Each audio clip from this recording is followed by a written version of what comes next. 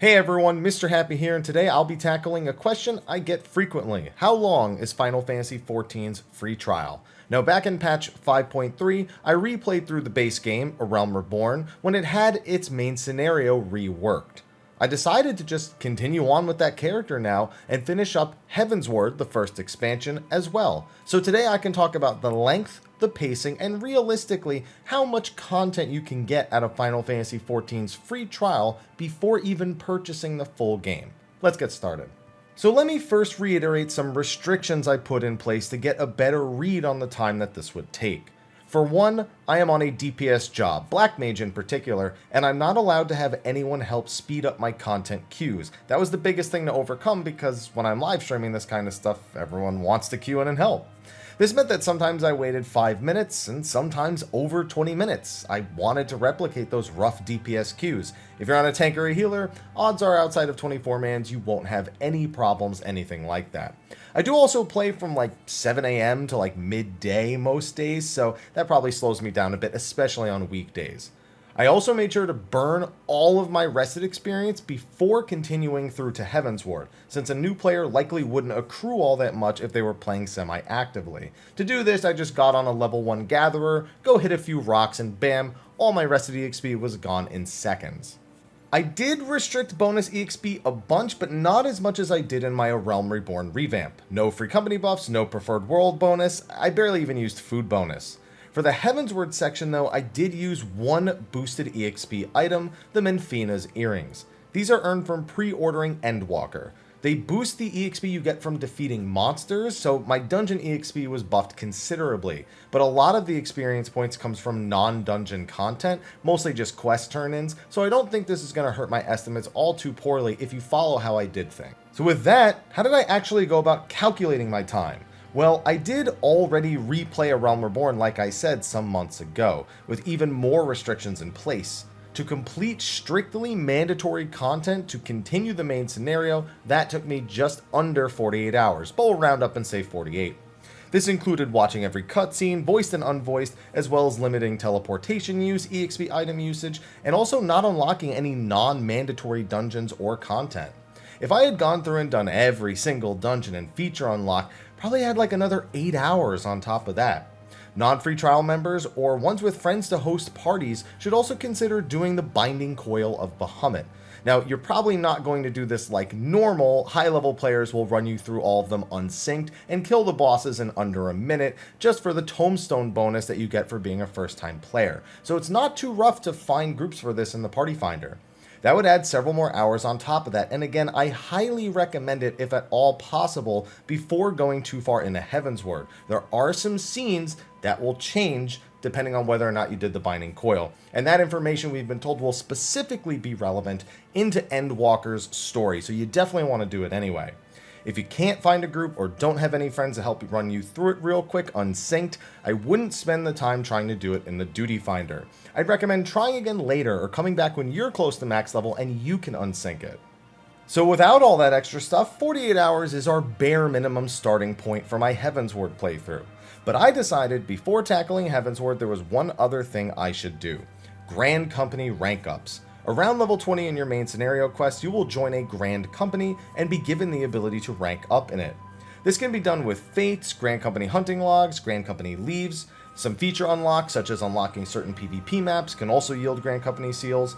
There's challenge logs that can give you some, and eventually you unlock crafting and gathering turn-ins, and then eventually even high-quality gear turn-ins. I recommend completing all the way through Second Lieutenant. This allows you to unlock the Hunt and Squadrons. Both features I have very in-depth videos on and why they are useful. New players should definitely unlock this content as soon as possible. This took another 3 hours approximately from the bare bottom rank, including 2 very sprout-heavy dungeon runs if you catch my drift. So let's say just about 51 hours was my total for A Realm Reborn with this added content on the end. Alright, and finally, Heavensward, Final Fantasy XIV's first expansion. When you're new, you'll likely hear people tell you how much better the story gets around the end of A Realm Reborn and into Heavensward. Having just replayed it myself, it's even better than I remember.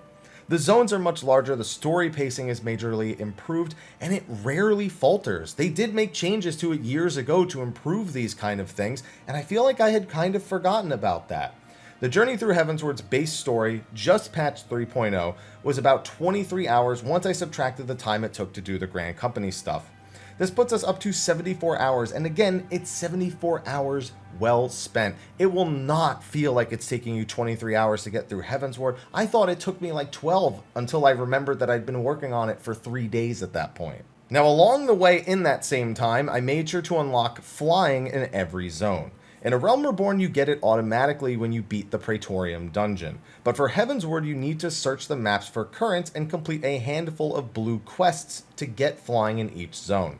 They give you a compass to find currents from the main scenario, and just look for any blue quests while adventuring through.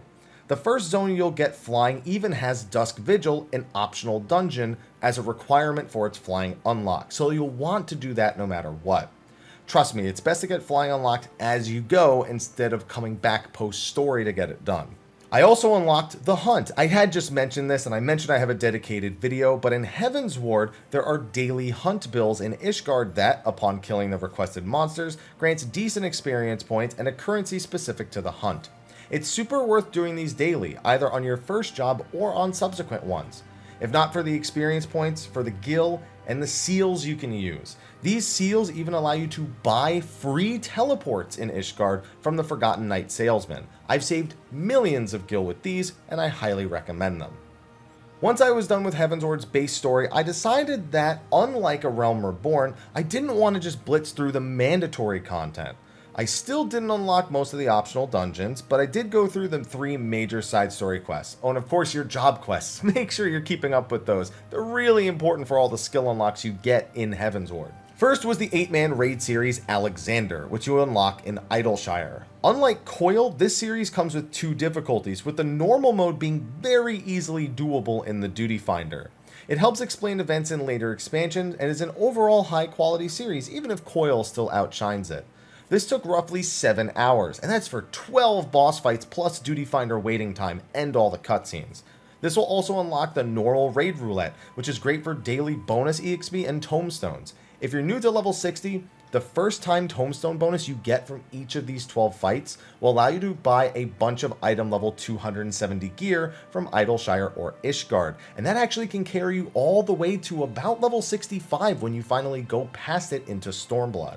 Next we have the Shadows of Mach 24-man raid series, which is unlocked in the pillars near the airship landing. Unlike Crystal Tower, this series is not mandatory for the main scenario, but it is an original story with a lot of lore around one of the game's major events. It holds some good relevance to some later stuff too. If you can, do the Lost City of Amdapor dungeon before doing this raid series. It adds just that little bit of touch on the top. Overall, even with some longer queue times, this only took me about 4 hours, so really not much time at all. More gear, more tomes, more lore, and some fun 24-mans to unlock. Finally was the Warring Triad, which is unlocked in the pillars right outside of House Fortem.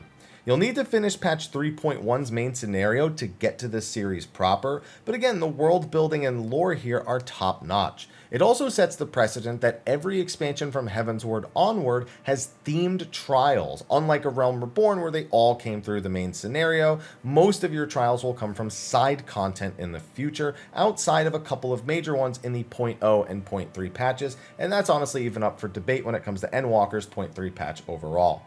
It pays dividends several expansions down the road lore-wise, and it only took me about 2 hours to fully complete, even with the queue times. Not to mention, the music here is Then we finally get back to the main scenario quests. To finish up 3.1 through 3.5 took me about another 16 hours. This means for just main scenario, we ended up with about 39 hours. Then with the side content added in, that took me about 52 hours to get through everything I wanted to get through in Heavensward. Combined with the 51 hours I spent doing A Realm Reborn stuff, I took about 103 hours to get all of this content done. Now let me reiterate a couple of things. For one, content in Final Fantasy XIV does not start at max level. Everything I've described to you is in itself content, a fully fledged JRPG story, all of these features you can unlock and participate in, the dungeons, the world, the lore. And with just that, at a minimum, you're looking at 100+ hours tested and approved by yours truly. And that's honestly just the beginning. Want to try another job? Want to try that squadron feature I mentioned earlier? Want to learn more about the hunt? What about the deep dungeon content, Palace of the Dead, that's available? Maybe you're extra crazy and you want to work on the weapon series known as the relics and anima weapons. I wouldn't recommend this until you're max level and can blitz through it unsynced, but that's up to you. It's your free trial. And remember, I'm more experienced with this game, so that 100+ hour is likely a major lowball for most people. There's a lot more to explore between dungeons I didn't unlock and various features we didn't even bother to involve ourselves in. There's so many things I haven't even mentioned in this video, and there's also no crafting or gathering mentioned at all. All of that waiting for you in just the free trial. And don't worry, you're never starting too late. There's no need to rush the endgame and fall into the usual MMO endgame rut. Take your time, enjoy these things that I'm telling you about here, and you'll likely find a fuller experience awaits you, more full than you might expect. And with that, I think I've given you a decent bare minimum expectation for Final Fantasy XIV's free trial. If you want to try it out, you can download it off the main website, off Steam, or on your PlayStation 4 or 5, even on Mac, which I forgot about until I was doing this outro. But anyway, be sure to like, favorite, subscribe, and share, and stay tuned. I'm going to be doing some retrospectives on Heavensward content, having just played through it. I want to go back and talk about it and how my expectations have maybe changed a little bit for Endwalker based on what I experienced in Heavensward after not playing it for quite some time. Anyway, thanks for watching. I'll see you in the next one, and until then, take care.